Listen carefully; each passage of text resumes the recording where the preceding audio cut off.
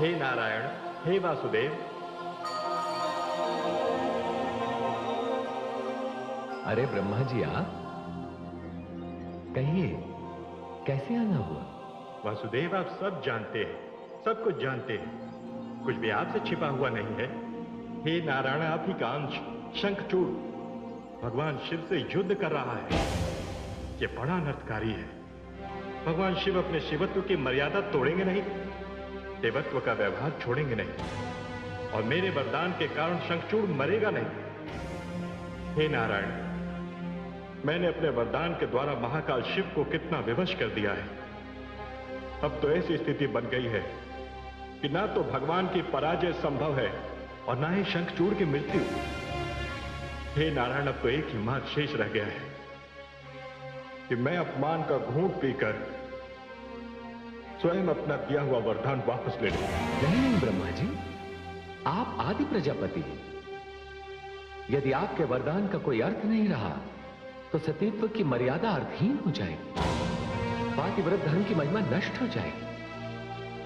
हे ब्रह्मा जी, इस वरदान के द्वारा समस्त स्त्री जाति का विश्वास दांव पर लगा। आप जानते हैं कि तुलसी जिस शाप से मानवी बनी है, मेरी पत्नी है, जिन पर संसार में नारी धर्म की रक्षा का भार आ पड़ा है, उन्हें शंखचूड़ से विवाह करने का आदेश आप ही ने दिया था। हाँ, यह आदेश मैंने ही दिया था, क्योंकि इसके बिना देवी लक्ष्मी की शाप से मुक्ति संभव नहीं थी। किंतु हे नारायण, मुझे भय है यदि इस समय कुछ ना किया गया तो निश्चित ही प्रलय आ जाएगी। नहीं ब्रह्मा जी, मैं ऐसा कुछ नहीं होने दूंगा। शाप और अभिशाप की इस कथा को सम्मान देते हुए मैं इसे मोड़ दूंगा। सृष्टि पर संकट नहीं आने दूंगा। मैं शिव जी के सम्मान को भंग नहीं होने दूंगा और वरदान की गरिमा भी समाप्त नहीं होने दूंगा। अब समय आ गया है ब्रह्मा जी, शंखचूड़ की गति और गतिविधियों पर अंकुश लगाने। अर्थात नारायण, अर्थात शंखचूड़ को भगवान शिव के ही हाथों मरना होगा। यह महाकाल की गरिमा का प्रश्न है और यही नियति का लेख। किंतु हे नारायण, इसके लिए तो आपको वो करना होगा जो आपने कभी नहीं किया। क्यों ब्रह्मा जी? जन कल्याण के लिए मैंने क्या नहीं किया? मैं मत्स्य नहीं बना, धरती के उद्धार के लिए बाराह का रूप धारण नहीं किया, भक्त प्रहलाद के लिए नरसिंह अवतार नहीं लिया, बल्कि अहंकार को रोकने के लिए वामन का रूप धारण नहीं किया। देश काल और पात्र के अनुसार मेरी भूमिका भी बदलती रहती है, मेरी लीलाओं में भी परिवर्तन होता है। तो अब इस संकट को समाप्त करने के लिए भी मैं जाऊंगा अपनी ही शापित भार्या का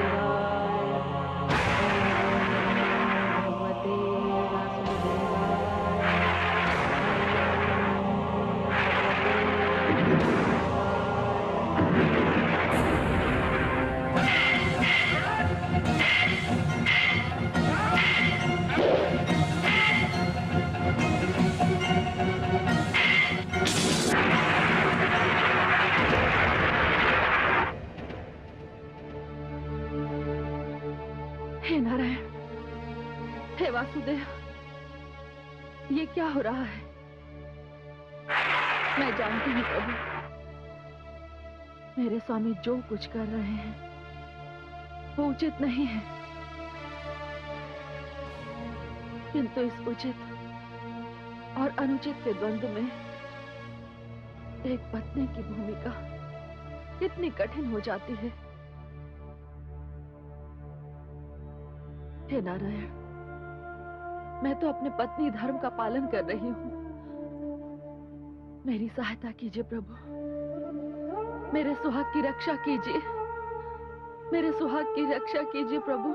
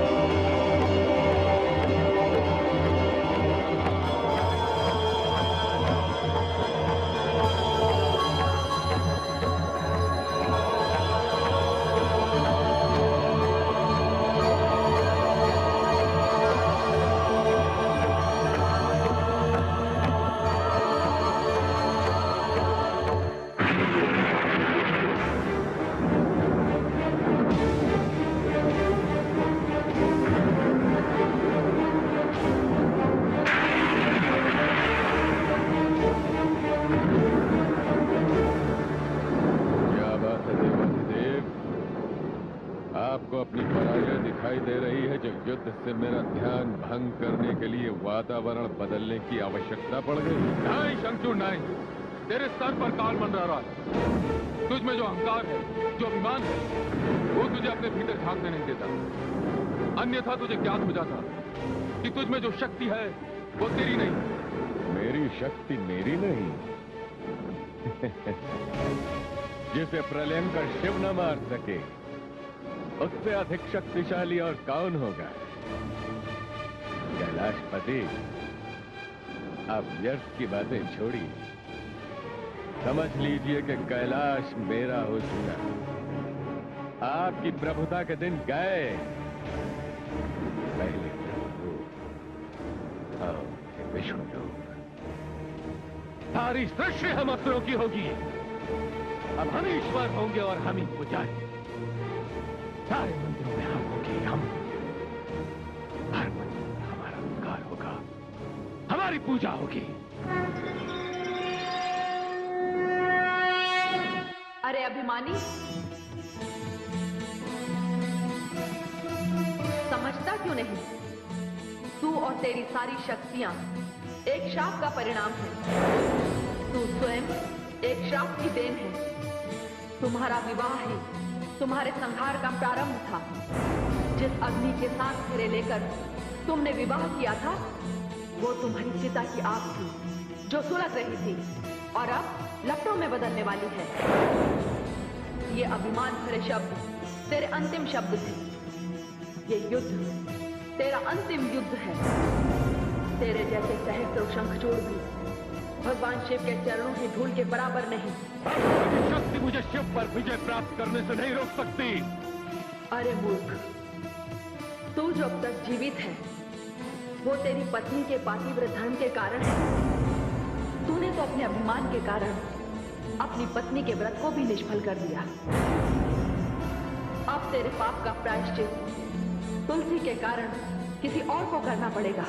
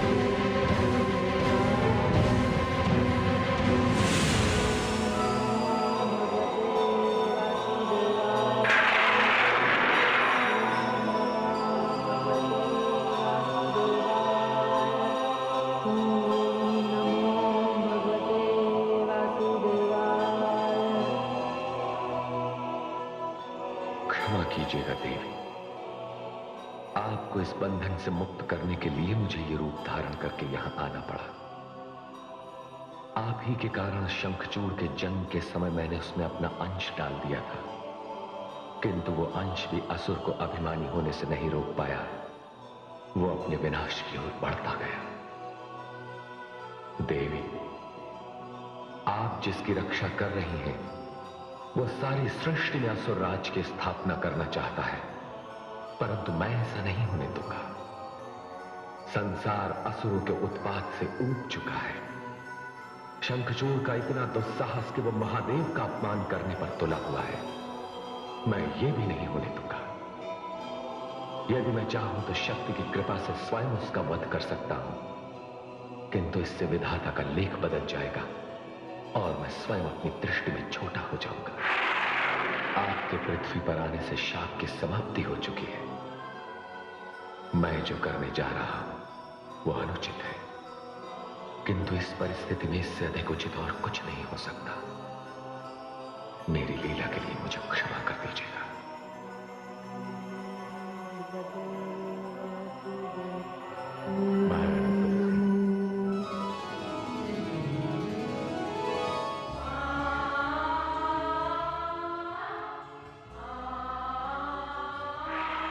स्वामी, स्वामी आप? विजय महारानी तुलसी, विजय विजय प्राप्त हुई है आपके स्वामी को। कैलाश के मार्ग से शिव की सेना पीछे हटने लगी है। अपनी पराजय को देखते हुए स्वयं शिव कहीं समाधि में लीन हो गए हैं। सच? सच? सच स्वामी? हाँ महारानी, हाँ।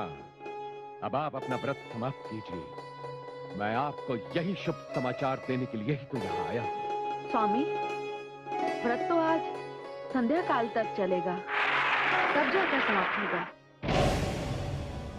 महारानी, जब इच्छा पूर्ण हो गई तो फिर व्रत कैसा?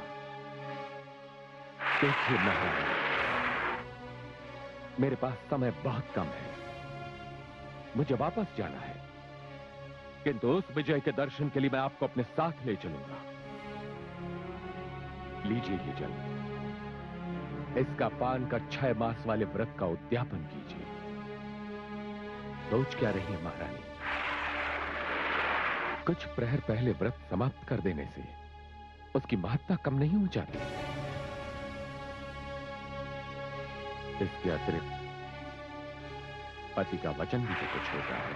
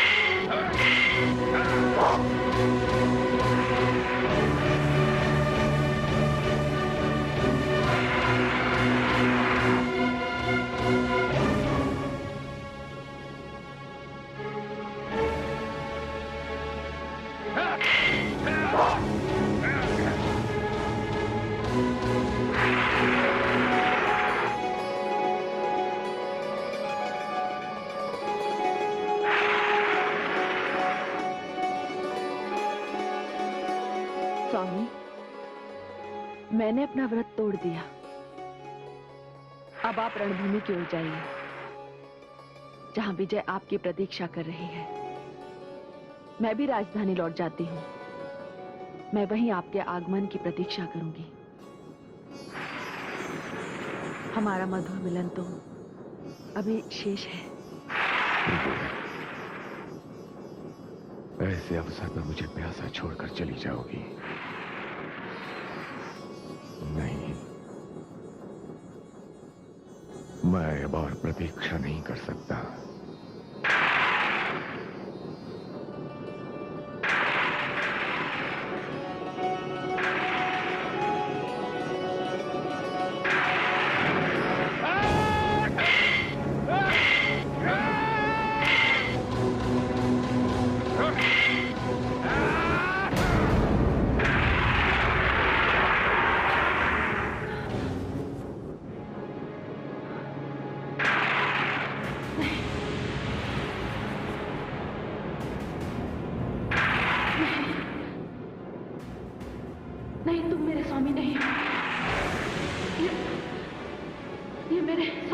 स्पर्श नहीं है।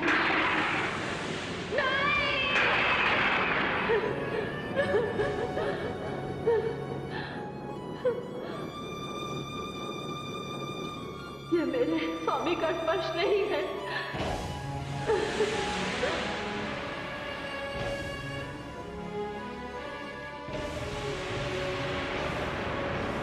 सच सच बताओ, कौन हो तुम? तुमने मेरा स्पर्श करके मेरा पतिव्रत धर्म, मेरी तपस्या सब भंग की है। शीघ्र बताओ, कौन हो तुम? कौन हो तुम? अन्यथा मैं तुम्हें शाप